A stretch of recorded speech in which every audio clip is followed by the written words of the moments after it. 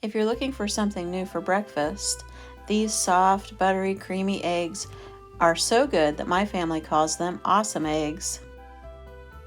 Now, this is not my recipe. This actually is the French technique for cooking eggs, and I learned it from Gordon Ramsay.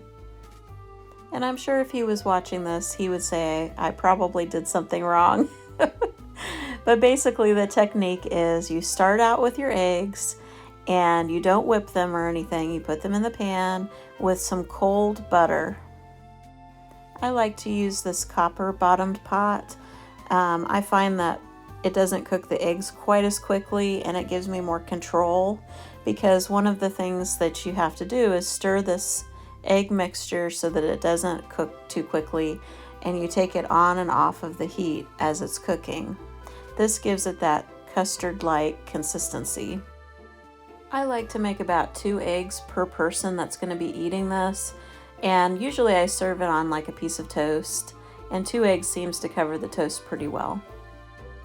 So I'm just lightly stirring the eggs, and then I'm going to put in some butter, and I put about 1/2 of a stick of butter in for 6 eggs, and you want to use a good amount, because that's what gives your eggs their consistency and their flavor.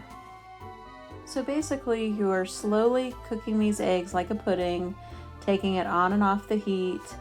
And I think even Gordon Ramsay said one time that the pan should never get coated on the bottom with the egg, because you're stirring so frequently that it keeps the bottom of the pan clean.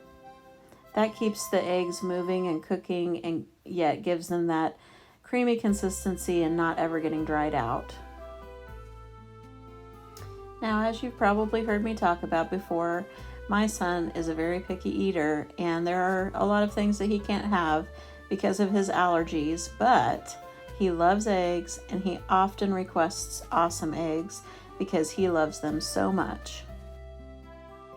Now, this does take a while. I'd say it probably takes about 15 minutes to make these eggs. It's not as quick as, regular scrambled eggs that you make in a frying pan, so don't expect that.